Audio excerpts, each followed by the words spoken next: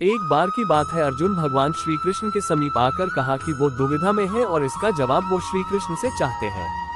श्री कृष्ण ने पूछा कि क्या सवाल है।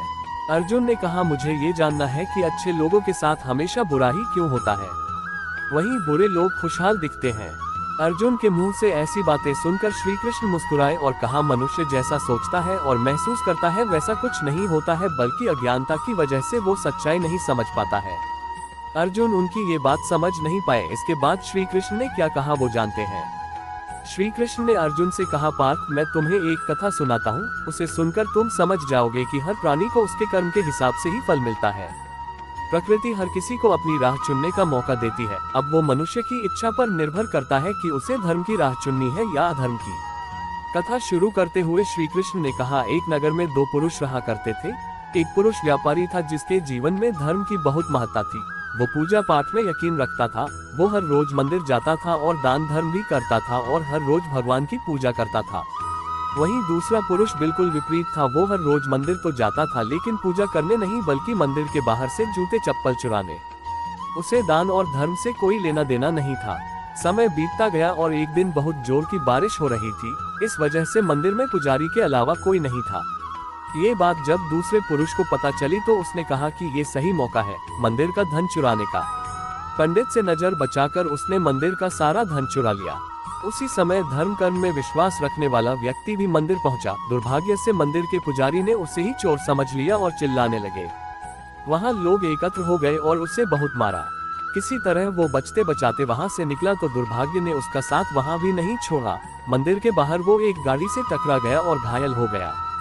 फिर वो व्यापारी लंगड़ाते हुए घर जाने लगा तो रास्ते में उसकी मुलाकात उस पुरुष से हुई जिसने मंदिर से धन चुराया था। उसने कहा, आज तो मेरी किस्मत चमक गई, एक साथ इतना सारा धन मिल गया।